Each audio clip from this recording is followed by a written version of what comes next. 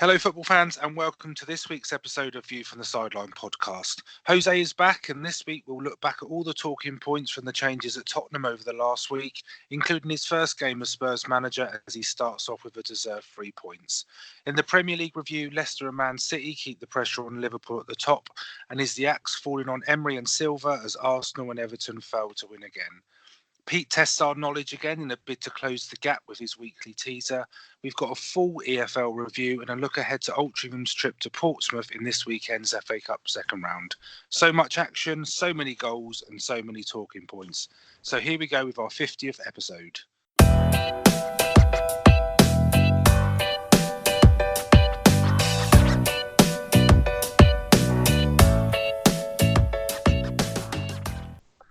Hello everyone and welcome to episode 13 of our second season on View from the Sideline podcast. It's Rich here and as always Chris is with us. How you doing, Chris? Hello, yes, I'm alright, Rich. You? Yep, good. 3 points at the weekend. Makes a bit of a change for Spurs to get a win and Chelsea to lose. Well, yeah. I think the teams that we were playing, slight difference there, but yeah, West Ham were a lot better than City. I agree with you. A great present for our 50th episode tonight. I don't know where that time's gone, but we've reached a half century. How are you feeling? Well, yeah. When you mentioned it last week, actually, I think it was either before or after not last week, week before. To say that it was the 50th, but no, going well. And Mourinho's back, so he is. What could go wrong? It's a good day for football. I'm looking forward to talking about the comings and goings at Spurs later on into this week's episode. But as always, we're going to start off with Pete's teaser. So 7-5 overall. We're slightly ahead. But he has been throwing some tricky questions at us, so I think he's upped his game a bit. So then, Pete, what have you got for us this week? Since the Premier League began, which German player scored most goals? Right, okay. So the highest scoring Premier League German, I think we'll take from that. Yeah. There's a few. There's a couple I can think of. Two spring to mind, but I think it's only because I can only think of two Germans that have ever played in the Premier League. Probably the same two I'm thinking of. Yeah, no, I've just thought of a third one. Okay, but thanks, Pete. Good question. We will try and answer that. We'll obviously try and answer it at the end of the episode. Whether we'll get it right or not is a different story. So before we go into the Premier League review, there is Champions League matches going on tonight, so we will keep you updated. There's a goal already in one of them, Rich. Yep, Spurs are losing. The honeymoon with Mourinho is well and truly over. That lasted. Yeah. But we'll keep you up to date. So we'll go to the Premier League review. A little treat for you, Chris. We're going to start with Man City v Chelsea. Because it was a decent game, especially for the neutral. I'm not sure your thoughts. You seem to struggle against the top, so-called top six. That's the third. So United, Man City, and Liverpool you've played this season. You've lost all three. How do you feel? That is a slight issue, but I think on the whole, especially the Liverpool game, not so much the Man United game, but the Liverpool game and this game, we were probably the better team overall. I thought for the majority of the game, we probably outplayed Man City possession-wise. There is a little stat that came out of this that City had 46% possession, which is the lowest figure by a Pep managed side in his career. So yeah, I saw that. It's something like 381 games or something. But possession is everything, is it? So a good goal from Kante. I suppose this is the sort of role that we're used to him playing now, more of a forward midfielder, but I thought he took the goal really well. And unfortunately, when Man City did get the equaliser, which I thought both of their goals, I thought we didn't defend very well, especially Mahrez's goal very well. But on the whole, I wasn't actually that disappointed, to be honest. I know I said before the game I was quite confident that we might get something, but our heads dropped a bit after the first goal. But second half, I thought we were the better team again, but just the first goal lacked it a bit. That was all. I don't think there's a lot you could do about the first goal, because I mean it deflects to De Bruyne, and then he shoots and it's deflected in. But there's not an awful lot the keeper can do about it. Not so much the keeper, but the defence. There was at least 3 players there I thought could have, in the build-up, could have made a tackle. And the Mahrez one where he just got in between the 2 defenders. I can't even remember who it was now. That was a class goal. That was a really good goal. Not taking away from the finish or anything, but he shouldn't be getting in between 2 defenders like that. But yeah, on the whole, I wasn't hugely disappointed. But, we're still, I think, 7 points clear in 4th. So, as long as we can, I know we are losing against those top teams, but if we keep, beating the teams below us, we should be all right. I think Sterling's disallowed goal almost, and I tell you, so I know I've constantly used Son's offside goal against Leicester as almost like that's where the bar is set. You will not get any closer than that. This was even closer. I don't understand how that was offside. Literally, the lines were on top of each other. Yeah, it's sort of Sterling's shoulder versus the defenders. I think it might even be their thigh, the way their body's sort of angled.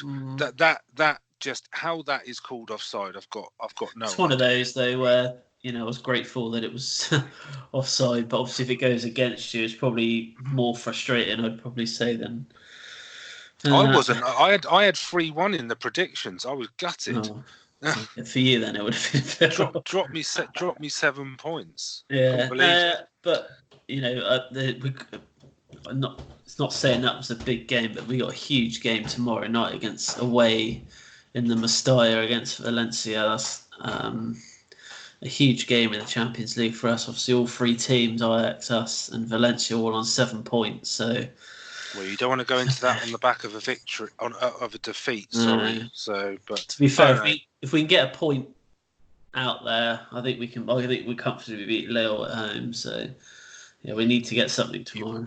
You've cursed it now. Yeah. By saying it on the podcast, you've cursed it by putting it out there by saying you should beat them.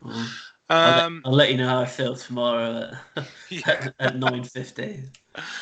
Pretty much how I feel now, losing to Olympiacos. But okay, so yeah, I mean a decent win for City. They're keeping the pressure on the top 2.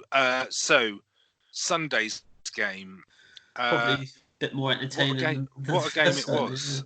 It was full of mistakes. So I have to say, I know there was a few goals, but Man United just makes so many mistakes, and it's their midfield. I think it's mainly their midfield that are costing them. Because defensively it wasn't too bad. It was just they kept losing the ball in the middle.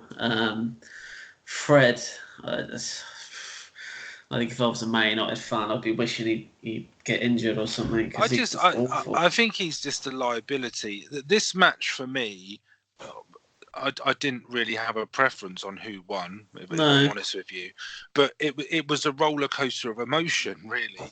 When I saw the United team, and I know, again, we've mentioned this previously earlier in the season, their starting lineup, to me, just looks average. It doesn't look any better than that, really.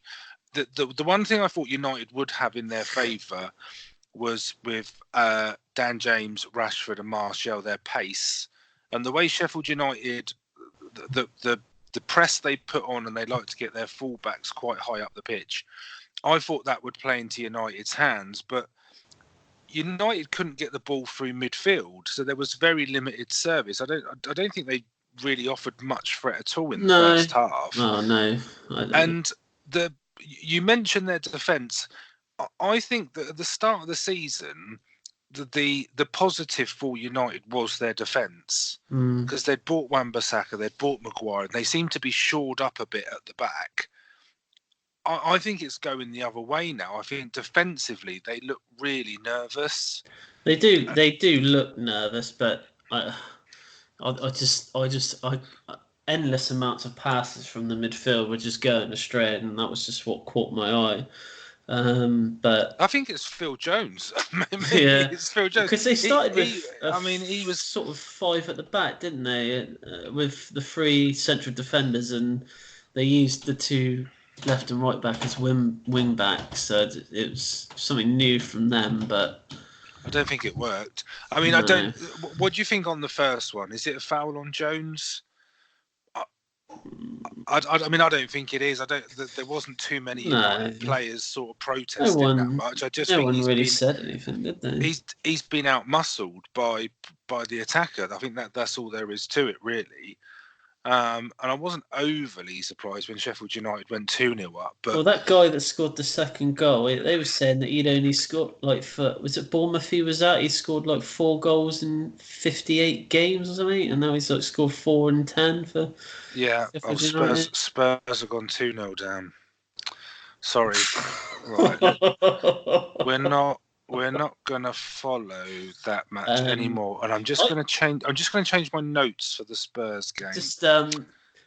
And I think they'll be slightly disappointed that they threw the 2-goal lead away, but.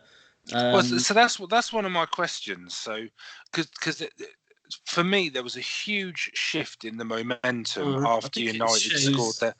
Well, after United scored their first goal, the momentum shifted completely, and the next goal was going to be a United goal. But who's happier for you? United from being 2-0 down, getting a point, but obviously they're disappointed because they were 3-2 up, or is it Sheffield United getting a point after being 2-0 up and then 3-2 down? Who's happier with the point? Because Chris Wilder he was pretty ecstatic when it went 3-3. Yeah. So are Sheffield United happier? To be fair, any point that Sheffield United get, I think they're going to be happy with. To be fair, even when they're 2-0 up at home, you think? Yeah, I think they'll probably be the happier of the two after going 3-2 down as well. Especially the fans. I think that if you ask the fans at the start of the game if they could have a point there, they'd probably take it. To be fair, I know they've been playing well, but I think they showed a slight vulnerability. I think at the back when they started conceding the goals, they kind of imploded slightly. But the point keeps them top 5, top 6. So they sort of maintain their position now, but so 6. So another point. It's almost like another point closer to safety, but that's not their target. No, that's what Sheffield United's target isn't to stay in the league now. It's to. I'd imagine it'd be to top half finish. I think they'd be ecstatic if they finished top half. So we'll move on, but a good game, a good game. I think overall draw is probably a fair result, but we'll move on to 2 teams. I don't quite know how to describe it. So Arsenal, Southampton. So I guess the main question that everybody's talking about at the moment, he's second favourite to be sacked, to be the next Premier League manager to be sacked. Is it time for Emery to go? Well, I don't think it's helped that Poch going either. So I think it just shows fans that they can. At this stage of the season, a manager can get sacked, but it's not looking good for him.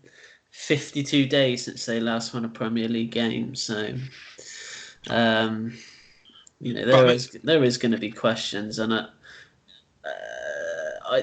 they haven't improved. I think that's the main thing, and they just haven't.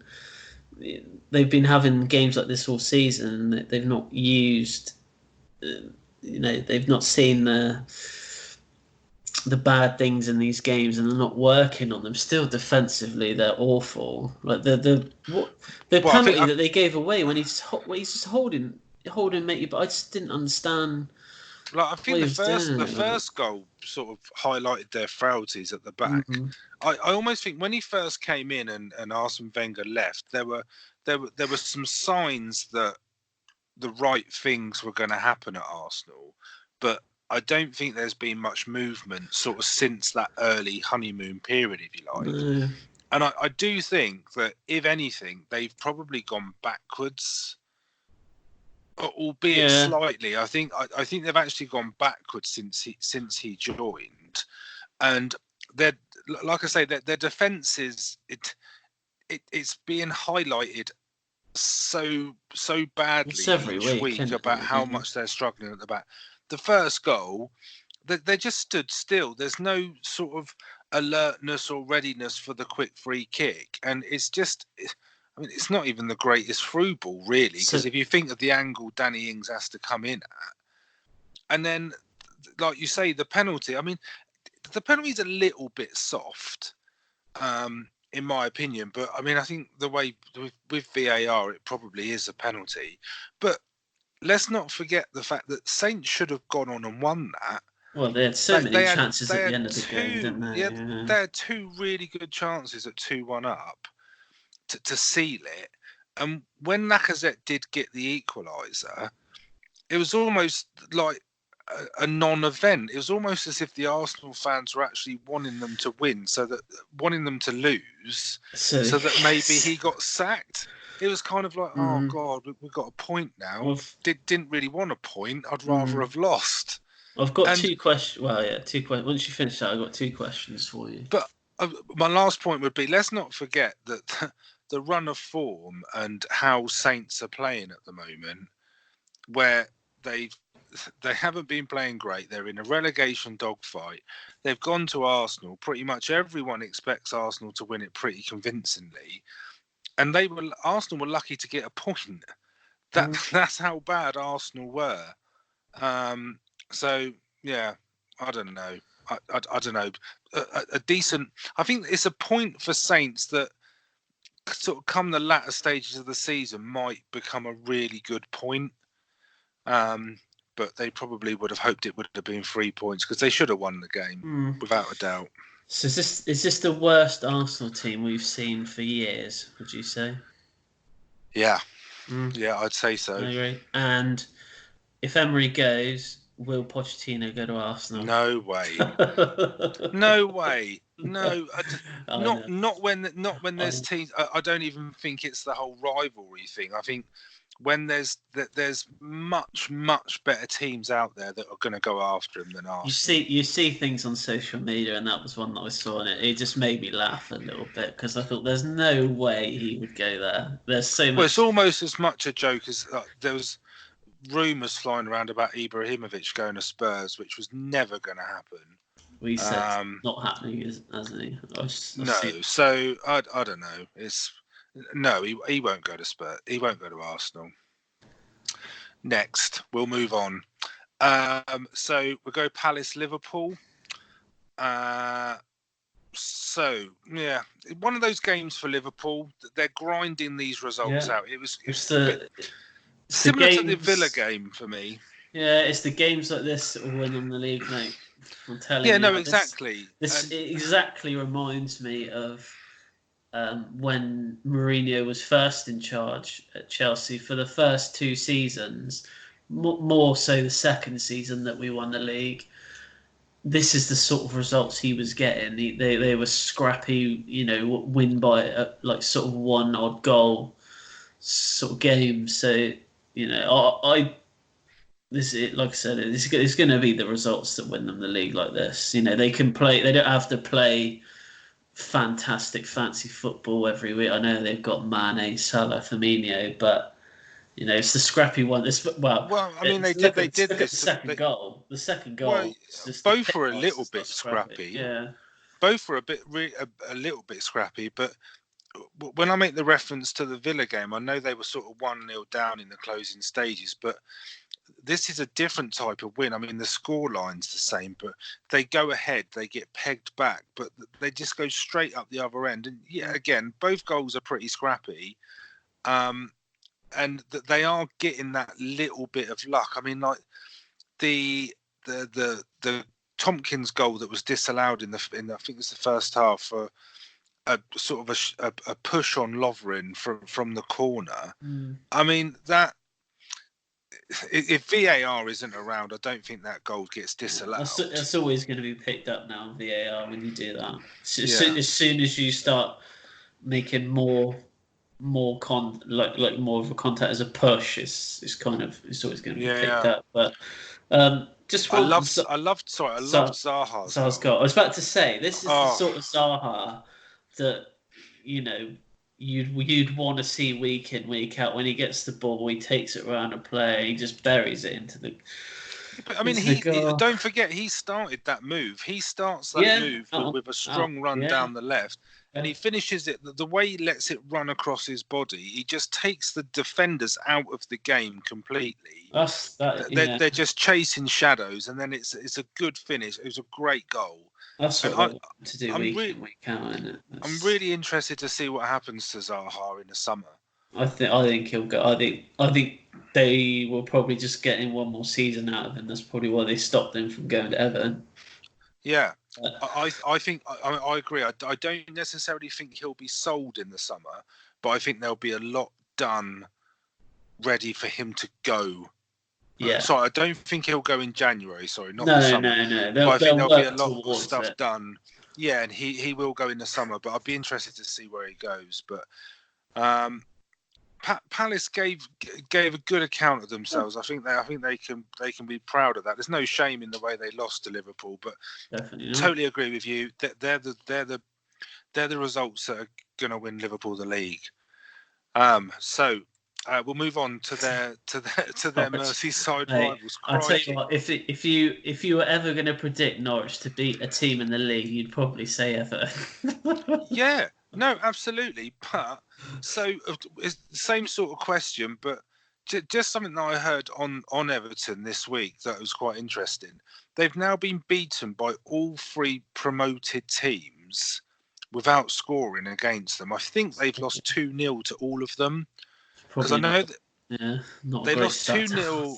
They lost 2-0 away to Villa, and obviously they lost 2-0 on Saturday. And I'm sure they lost 2-0 at home to Sheffield United. So that's all three promoted sides without scoring. So the same as sort of Arsenal. Should Silva go? Is his time up? Well, I think he was already treading on thin ice. I'm surprised. He's the favourite to go. The boos at the end of the game. I wouldn't say they were quiet. They were quite loud. But they've come out and said today that he will be managing them against. Is it Leicester they've got? I can't remember who they got. They said he'd be there. Leicester next. Leicester, not the game you really want to be playing, but I think his job may be on the line in that one. I think he's going to have to get something there, otherwise it will. It's going to be. So who's the alternative? For Everton. Yeah, I know you can almost say there's a few more alternatives for Arsenal, because you could realistically say you could see Allegri or Ancelotti or someone like that going. The thing is, for Everton, is who are Everton going to get? They've got money. This is the thing. They've got money to spend on players, and I think if they could get a high-profile manager, because they spent a lot of money and got nowhere with it.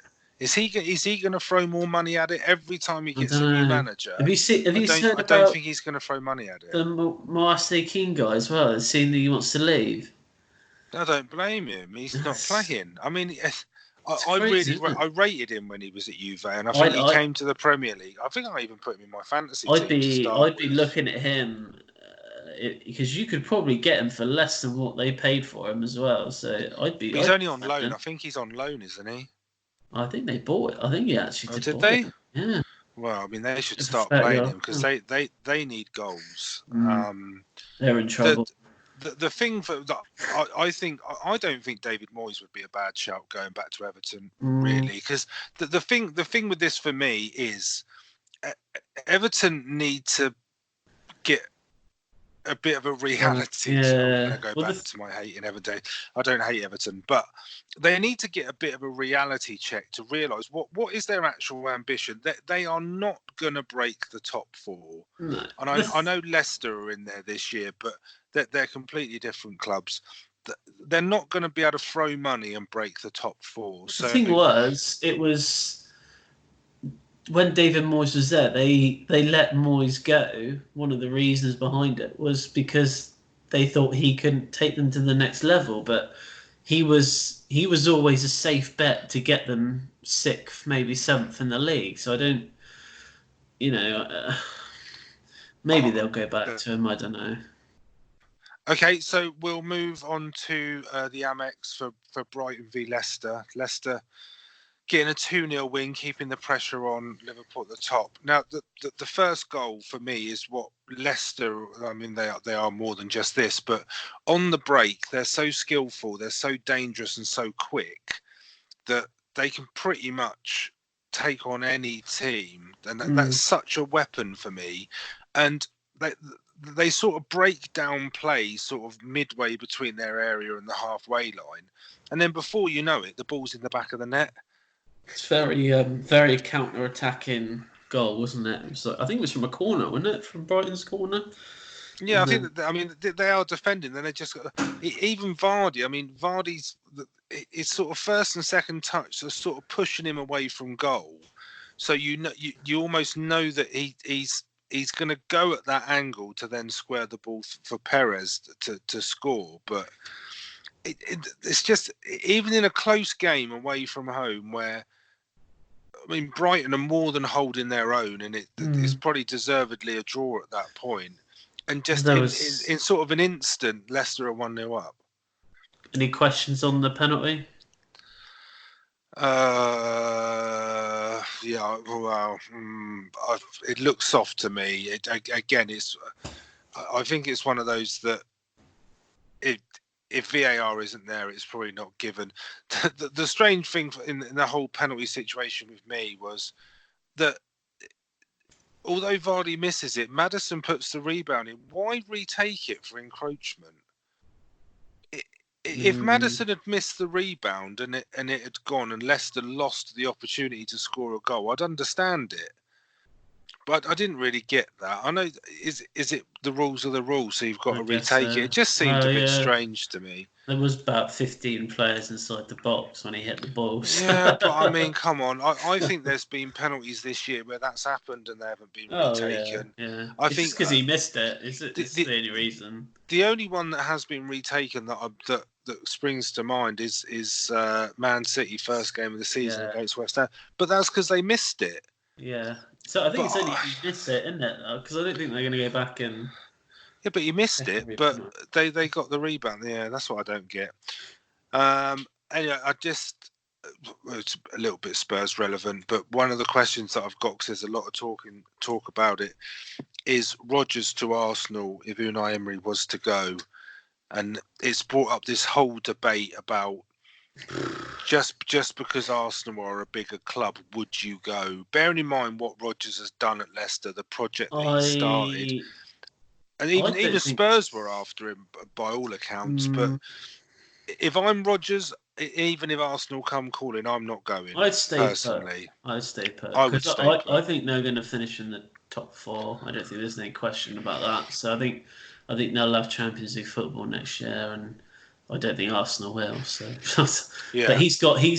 I think project-wise, there's probably a better project working on team at Leicester. I think. Yeah, I'd agree. Than what I think Arsenal, you're going to need to spend huge sums of money. Where I don't think at Leicester you probably need to. You've got the players there that give 100% every game. So yeah. Agree. But yeah, I mean, Leicester keep winning, keep putting the pressure on. I'm not saying they're going to win the title, but I think they're going to have a say in it. Oh yeah, and I think they're looking pretty good for top 4. So, talking to teams in form, Bournemouth Wolves. So another win for Wolves. I think if you go back to the start of the season, 1 win in their first 5. They're now sitting 5th in the league, and they haven't lost since. They haven't lost since mid-September. Yeah. The last game they lost was Chelsea at home, I think. That's what happens, man. And well, yeah, kind of with Leicester, I loved Wolves' second goal. Just the quick free kick, literally 3 touches, including the free kick, and it's in the back of the net. It definitely seems to be a way that they are scoring a few goals this season. The Traore run down the right-hand side, ball in, and Jimenez scores the goal. So great finish, definitely such a good finish. Oh yeah, he's very good. He's one of the best finishers in the league. Absolutely. What about the free kick? Their first goal, the free kick. It was a bit of a. I do like Moutinho. I think he's a good player. He's quality the player. Freak, it's gone over the keeper's head, hasn't it, into the far corner. I think the keeper's just caught out, but I think he means it. I mean, he whips it in. Oh yeah. Just embarrassing if you're the keeper, isn't it? Well, he's probably not expecting it, to be honest. We have another gets booked and then decides to get another booking to get set up. This is slowly becoming our pet hate. The second yellow is ridiculous. Absolutely crazy.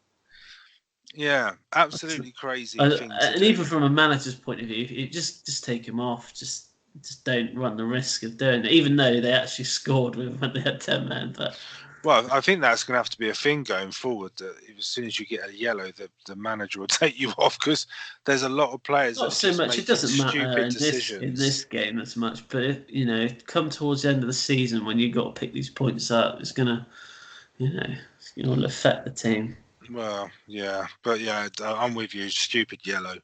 But yeah, Wolves keep winning, and I think with all the managers that are at risk, I think there's going to be a bit of a spotlight on Eddie Howe. I think he's going to be linked with a few jobs in the coming weeks. So it'll be interesting to see. I think he'll be the one that if Emery goes. I think he'll be one of the favourites to take over at Arsenal. I think he'd do a good job at Arsenal, but it'd be interesting to see how Bournemouth go in the next couple of weeks, if there's a lot of speculation. Another manager under pressure. So Watford, Burnley, and it's not Sean Dyche. Crikey, when are they gonna? When are they gonna get out of it? I feel so sorry for Ben Foster. It's like attack v defence every game. It's just the same every week, isn't it? They just can't. They can't defend. They can't pass the ball in midfield, and they can't score goals. No, but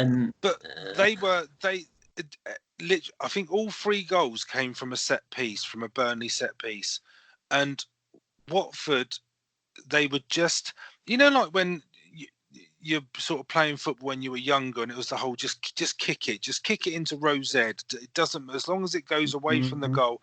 That's almost what Watford need to do. It's just trying to play too pretty, aren't they? Stuff. Absolutely, too much. They need to play ugly football, which is not what Watford do. So I can kind of understand why they're trying to keep to the way that they play and play pretty football, play out from the back. They've got some pace up front, etc. But they're causing their own problems, in my view. The thing is, and especially with the manager situation now, they threw the towel in on the first manager after 4 or 5 games.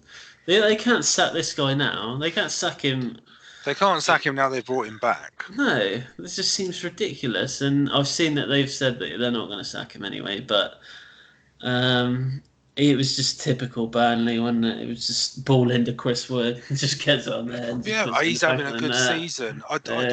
I had to look up how many goals he'd scored, because I thought he's got 6 so far this season. Yeah. But I thought he had more than that, but he's having a really good season. Yeah, he was good for Leeds. When he played for Leeds, he played well for them. But Watford, who knows?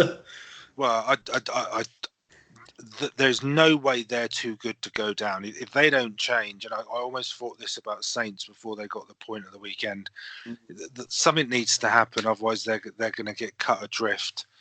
And it's the teams around them that, especially like yesterday, we'll go to Villa next, but with Villa getting the 3 points, that pushes them further up. And then you've got teams like Everton and West Ham that are sort of in the bottom 6. If you had to back teams to get out of trouble, you're going to back Everton, West Ham more than you're going to back Watford. Definitely. And I think that's going to be their problem. But Burnley, like with Wolves, Burnley, completely different side now. They haven't got Europa League to worry about. Comfortably in the top 10. Saturday was their second 3-0 win in a row, so they're doing really well. I'm just gonna give you a quick Champions League update. So Courtois has just been sent off for Real Madrid against PSG. I think Tottenham have just scored, mate, as well. Oh, have they? Just Jose on half-time. Mourinho. Yeah, they have just scored, mate. Right, it's back on. Right, so we'll wrap up the Premier League review. Dele Alli. He's on fire. So Villa Newcastle. I fancied Villa in this one, especially at home. Grealish was back. Newcastle not great on their travels. I just thought it was kind of a workmanlike, decent performance, and Villa thoroughly deserved the 3 points. Yeah, I had Villa to win this one 2-0 on a predictions at work, so I was pretty happy with that. But Liam was messaging me throughout the game, updating me, so he was pretty happy. So we should have got him on. No, we only get him on, mate, when they lose. Oh yeah, I forgot that rule. It's a lot. I forgot that rule. It's a lot more entertaining. You know the rules. Yeah. But a good 3 points for Villa. Steve Bruce going back there and not having the best of times, but it's one of those where there's a couple of times this season Newcastle just haven't seemed to offered a huge amount going forward, even though they've got the pace in that Sam Maximan. And I just think they're inconsistent. They'll have a really good game and then they won't. And I think one of Newcastle's problems is their squad depth. I know Trezeguet for Villa, he's been playing pretty well recently, but he was dropped. I think he was dropped or he was injured. And that Connor, is it Houlihan or Honorahan? Yeah. He came in, he gets the goal, gets the assist, and it's almost like that.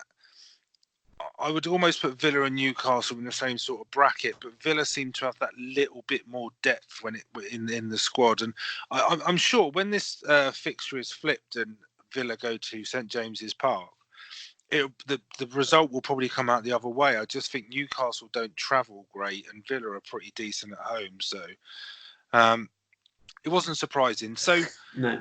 That will do for the Premier League review, but we are coming back to the Spurs game in part 2, so we haven't forgotten about Spurs. So we'll go on to the EFL review now to finish off part 1, if that's all right, Chris. Even though you don't have a say in it, that's what we're doing. I'm just being polite. So. We're starting the Championship. So West Brom, they kept their 2-point lead at the top after a 2-1 win at home to Sheffield Wednesday. That was their 3rd win in a row. Leeds moved on to 34 points and up into 2nd after also winning 2-1 away at Luton. They replaced Preston, who dropped to 3rd after losing 1-0 away at Derby. Fulham, they move up to 4th after beating QPR 2-1 on Friday night, and they're joined on 29 points by Forest, Swansea and Bristol City. Nottingham Forest drew 0-0 with Bristol City at the weekend, and Swansea lost 1-0 at home to Millwall. At the other end, Barnsley, they remain bottom after another defeat. They lost 3-2 away to Blackburn. They're now 5 points behind Stoke after they won 2-1 at home to Wigan. That win put Stoke level on points, so 14 points with Luton and Middlesbrough after Luton lost to Leeds and Middlesbrough. They drew 2-2 with Hull on Sunday, despite leading 2-0 in that match. So Barnsley getting cut adrift a bit. Stoke are on the up, looks like.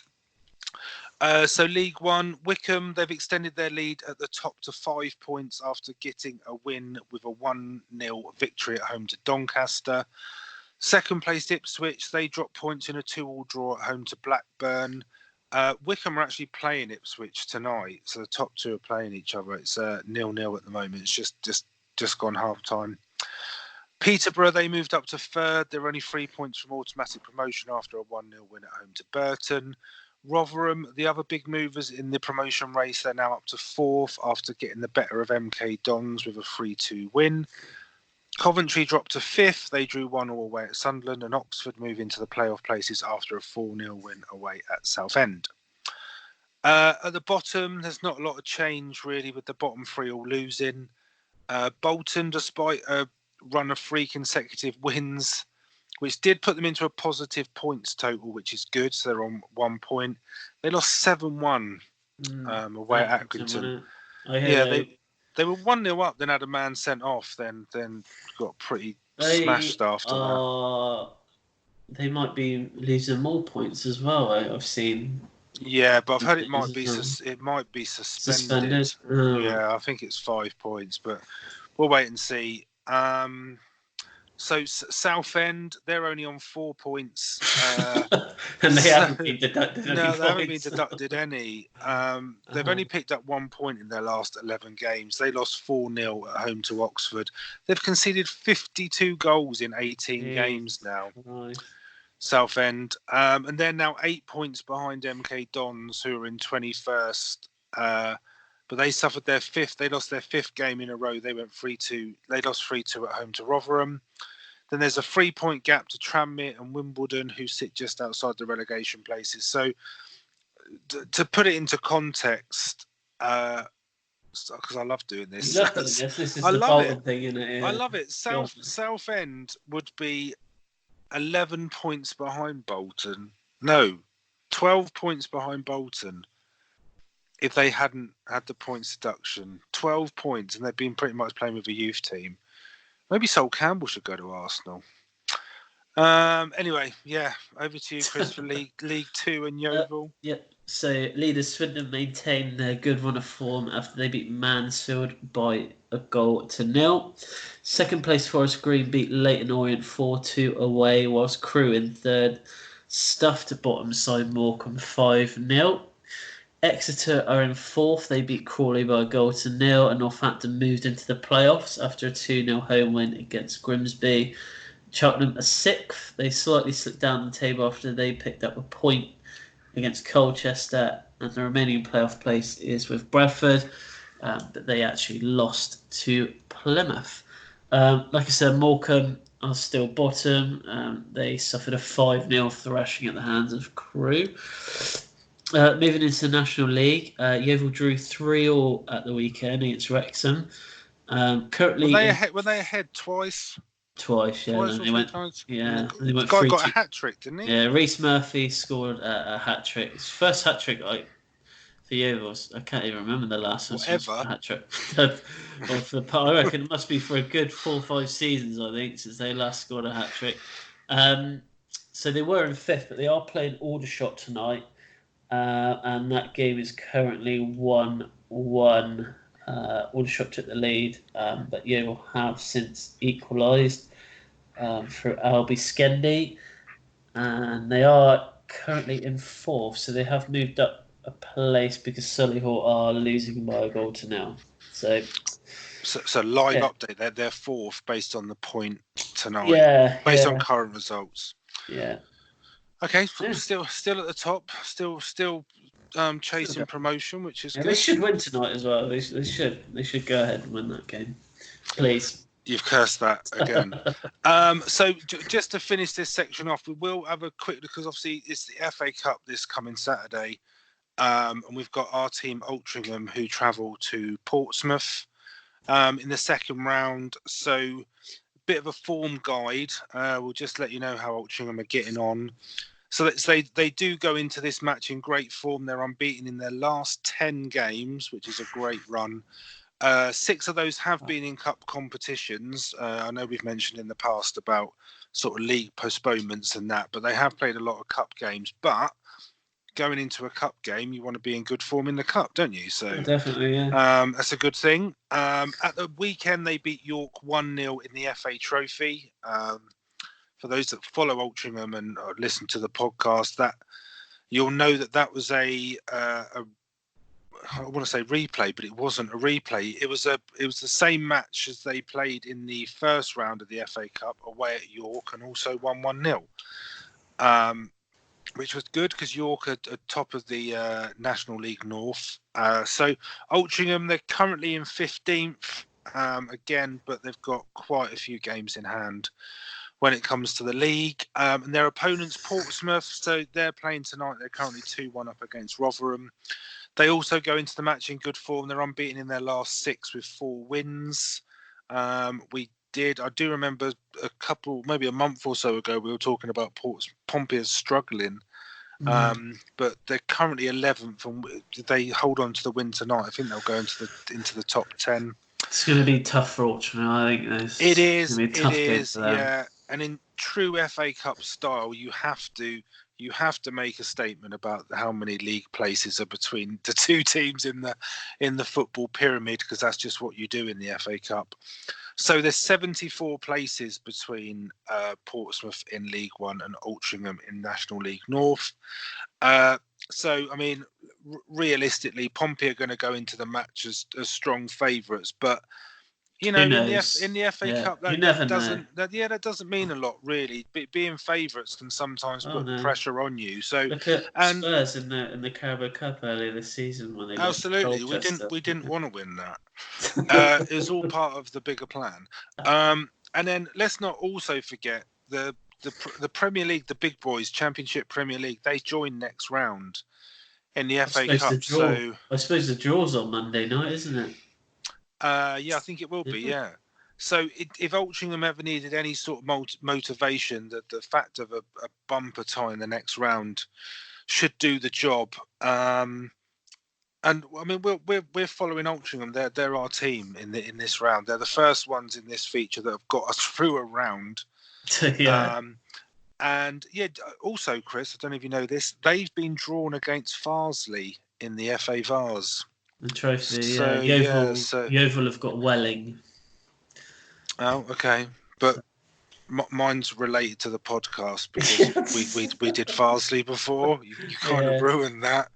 So, yeah, big up Luke Parkin, who we did an interview with. Great guy.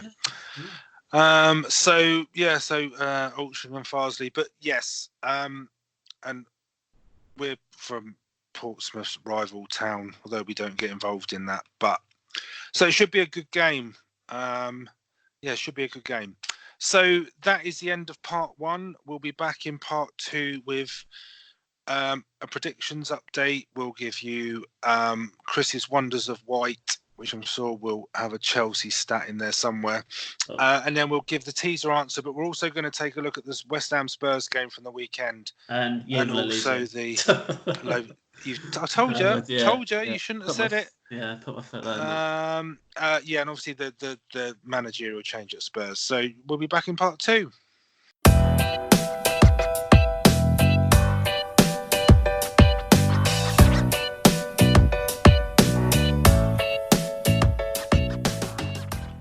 Hello and welcome back to part two of View from the Sideline podcast. So we're going to just give a quick update on predictions to start off part two, and then Chris is going to do his stats, and then we're going to get into the nitty gritty with the situation at Spurs. So you may have seen on social media today, so we've put the results out for the weekend's predictions. I took the win with 12 points.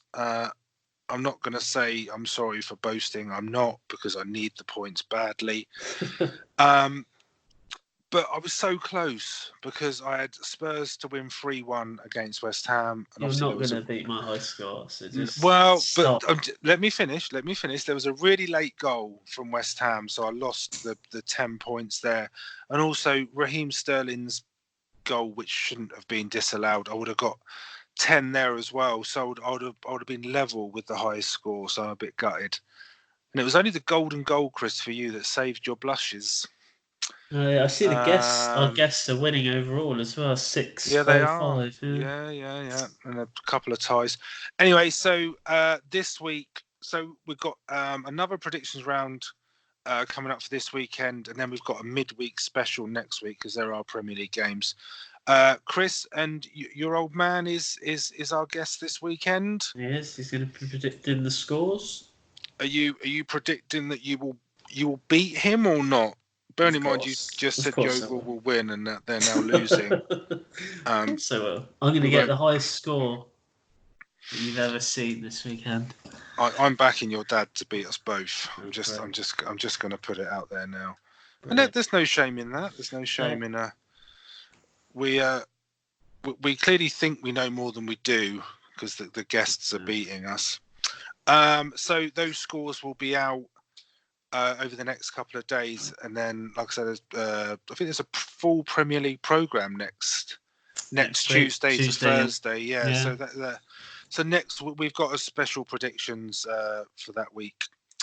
For the midweek game, sorry. So, Chris, do you want to take us through your stats in the Wonders of White? So, the Wonders of White, the special edition, the Jose Mourinho edition of Wonders of White. Oh, my hero.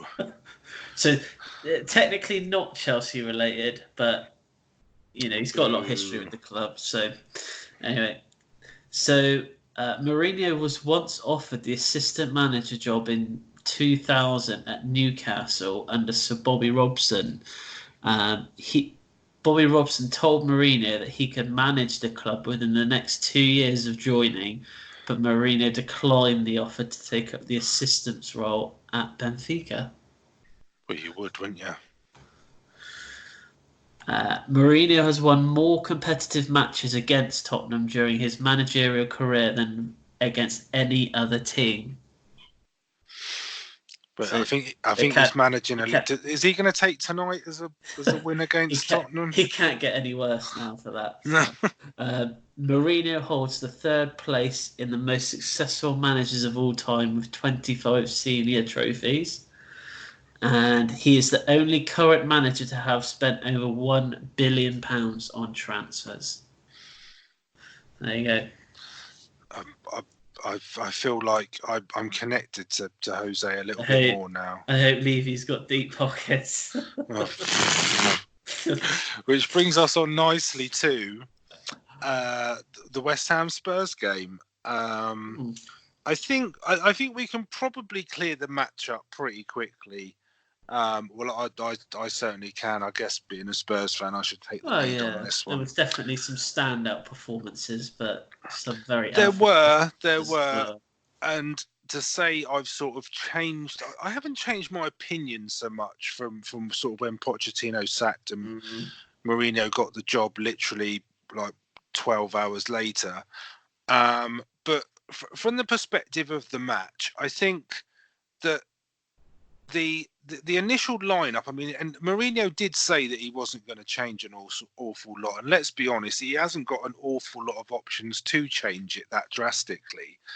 But from the perspective of the match, I was really impressed with Kane, Moura and Son as the front three. Yeah. It looks very attack-minded, very pacey, very direct, sort of very threatening, I think, but in a football way, not in a violent way.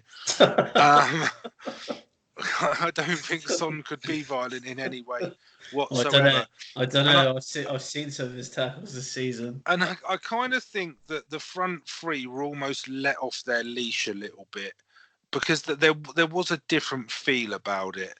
The main difference for me was Dele Alli. I thought he had an unbelievable game. His flick for the second goal was just out of this world. Really, it was so good. More sort of freedom. Do you think Mourinho said to him, you don't concentrate yourself in just one place in the game.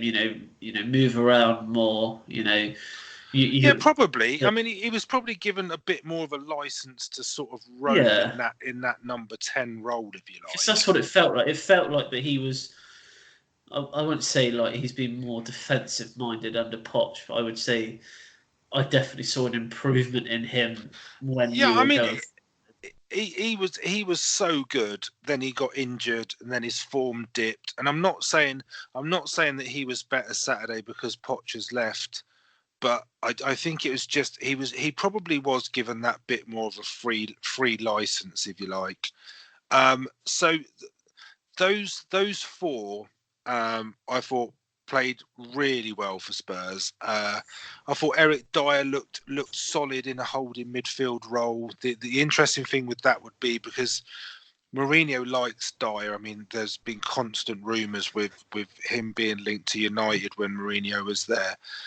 So how Mourinho feels about Sissoko would be quite interesting because Ndombele being the club record signing, he has been the sort of shining light for Spurs this season. So I can't see him not playing. No. So it's almost if Mourinho goes with two holding midfielders, it's between Sissoko and Dyer. Harry Winks came in. I thought he had a decent international break with England. Tottenham just scored. Have they 2-2? That's because you said they're going to lose. You don't know anything. We need to get a new co-host. Anyway, Harry Kane scored. So Winks, I mean, he kept the game ticking over for Spurs, which is what he does. Even Serge Aurier played pretty well. His cross for Harry Kane's goal, the third one, was a beautiful cross. Oh, yeah. He's still got an error in him, and I read that Jose isn't a huge fan of him.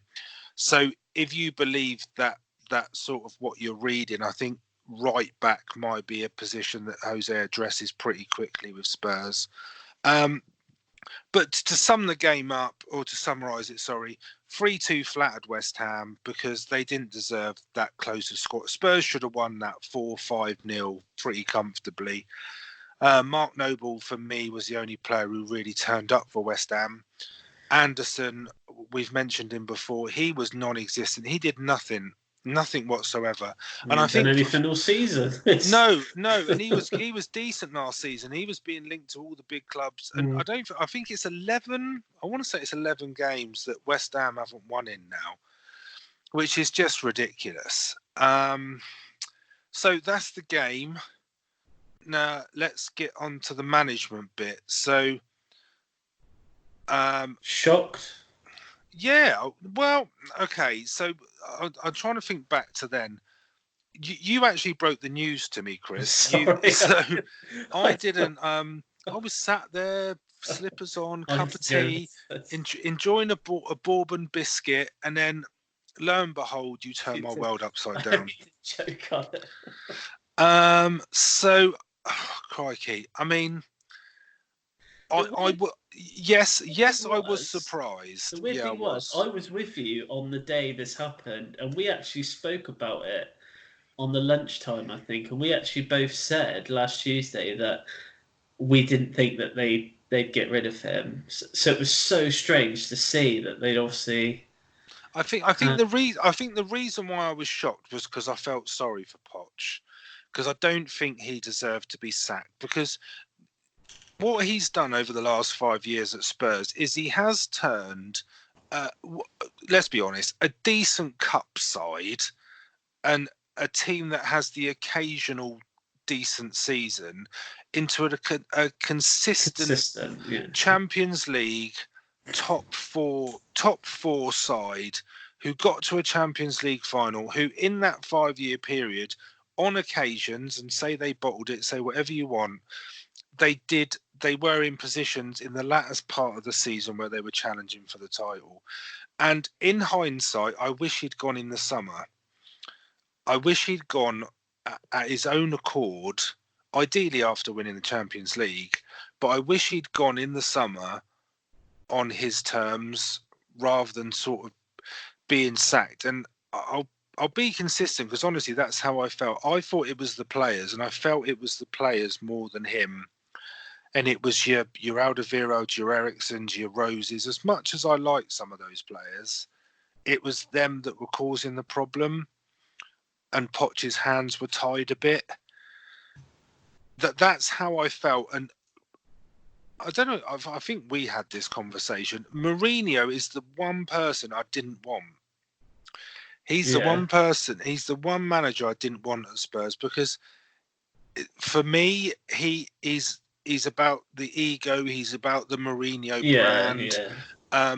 And there's been some good pieces in the press lately. I think it was Gary Neville who said it, that Mourinho's taking it as almost like a bridging gap to. So for Spurs' position, it's a short-term appointment to try and get instant success. For Mourinho, it's almost to build his brand back up and get him back in the game. So it's an appointment of convenience. I almost think that's true. I've got to be honest with you. I've got to be honest. After I've watched a lot of stuff on social media about his sort of first couple of days at training and how he's been interacting with the staff and his press conferences and all sorts of things like that. And sorry, Man City have just scored, so they're 1-0 up. I have changed my tune about him a little bit. And then after seeing how the team played on Saturday, his reaction, he sort of won me round a little bit. Being 2-0 down to Olympiacos, I wanted him out.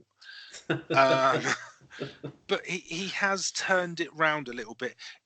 If I'm brutally honest, I would rather still have had Poch. But I support the club, and the club, they're going to appoint who they want. And you, just lastly, then I'll let you talk because I know I'm hogging this, but I've been holding this in for so long. What I do find a little bit annoying is all these people saying that he wins trophies wherever he goes. He's a serial winner and all this sort of stuff. He has won trophies at clubs that are set up almost ready to go. Like Chelsea, he pretty much had a blank check. Real Madrid, they're going to win trophies. Inter Milan, he had such a good side at Milan. Even United, and he won the Europa League and the EFL Cup. You can't downgrade those tournaments because as a Spurs fan, you'd want to win them. I'm not sure Spurs are set up and ready to win trophies as much as these other teams were, that it's just going to be instant success. That's my only thing. I think the only two things that really... I was shocked that he was sacked.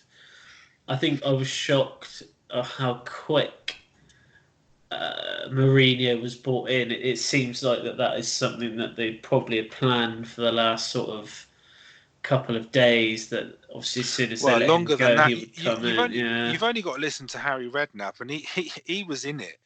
He was involved in it when he left Spurs. They would have been talking to Mourinho for weeks. There's no way they would have turned that deal around in a couple of days. No way. So I think everyone was quite shocked how quick he was coming in. And the thing is with Mourinho, I always think he's not going to be your long-term sort of plan. He won't stay there long enough. He'll get, I think you will win something under him, but I think as soon as he wins it, he'll probably be off.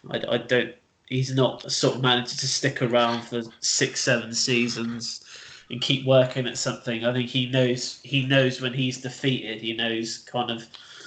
Well, there's a lot of surprise at the length of deal that he signed. So it's 3.5 years, which takes him to the end of the 2022 season, I think.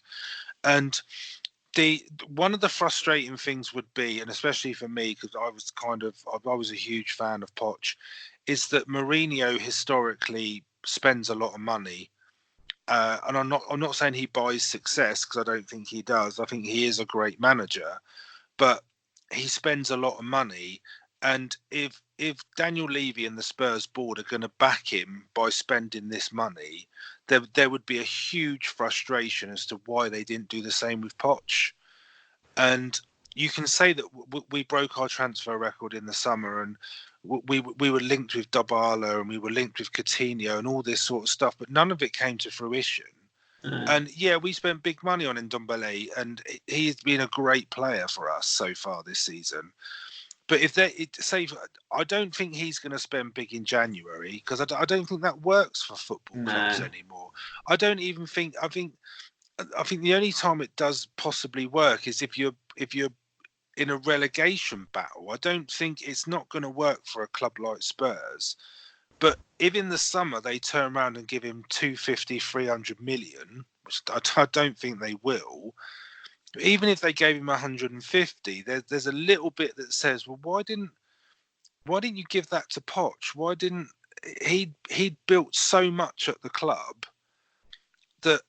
I think that's probably why I wanted him to stay, because I felt more secure with him as manager, and he would just continue the journey rather than we're starting from point one. But I hope he as much as I love Poch, I hope he goes abroad. I hope he doesn't go to United. If he goes to Arsenal, I don't know what I'll do. I'll cry. I can't see it happening myself. I hope he goes to Madrid.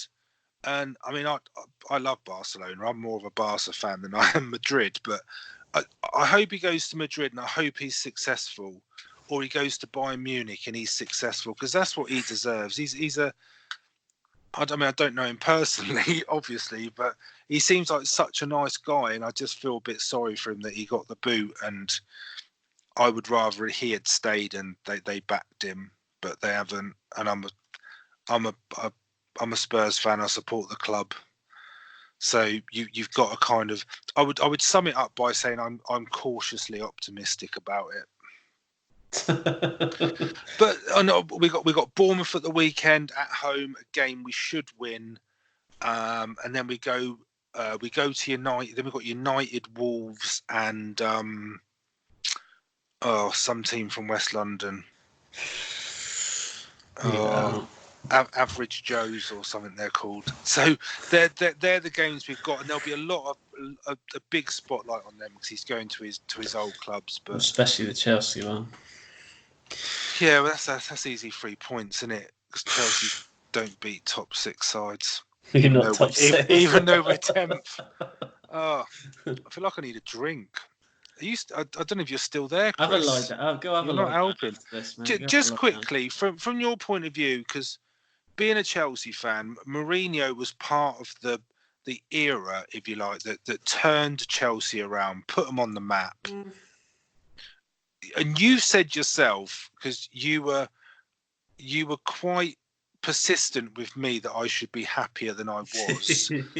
But at the same time, you said you wouldn't have him back. So if he's a serial winner, I say you that should want just him because back. He's been here twice, so he ain't got to come back anymore. He's done what he's needed to do with us. We've got a fairly new manager now, so I wouldn't see any need for him to come back. Well, you're not having him now. He's ours. Yeah. Anyway, so that's kind of how I feel about it. I don't even think him winning trophies is going to make us forget about Poch. And I kind of feel, just to wrap this bit up, I kind of feel that I'm in the same position that a lot of Spurs fans are, in the respect of we're probably over the initial shock. And we're slowly coming round to the idea. But in our heart of hearts, we probably wanted Poch to stay. And I think that's how a lot of Spurs fans, weirdly, from all the other podcasts I listen to and all the stuff in the media, there's only probably a handful of Spurs fans I've actually heard that are really happy with the appointment, which I find a bit strange. But apart from that guy I tagged you in on Facebook, who was far too happy about it. He was crazy. Anyways, yeah, so that's that. So what do we do now, Chris? I've completely lost the plot. I feel like it's about midnight. I don't think I'm sorry to everyone. Pete's we're gonna try and guess Pete's teaser. Oh. Which was the highest scoring German player to have played in the Premier League. Okay, you get the search engine ready. So I'm going to reel off some names that I've got. Please, I've got Ozil. You go first. Ozil. Yeah. So I had just him. Because he's just played a ridiculous amount of games. So yeah. Then I had Klinsmann. Your boy Klinsmann, yeah. But I think he was only there 2 seasons. Oh, he came back, didn't he? So Ozil, Klinsmann. What about Christian Ziege? Or is that before your time? So he was at Liverpool, then Spurs. He was like a free kick penalty taking left back. Podolski. Yeah, he must have scored quite a few. He was only at Arsenal, wasn't he? It's definitely not Stefan Freund at Spurs because he never scored. I think he scored 1. I think Ozil's a good shout because he must have played a load of games for Arsenal. I think, yeah. He's how many other Germans have there been? I can't actually remember. Actually, I have no. Uwe Rosler, was he German? I think he might have been. I think he might have been. Should we go with Ozil? Okay, we'll go with Ozil. So, This is pretty easy actually, because there's a nice huge piece on the Premier League website saying that the last season the strike against Leicester City made Arsenal's number 10 and Germany's all-time leading Premier League goal scorer. That's where he's got the So question he has got 30 goals.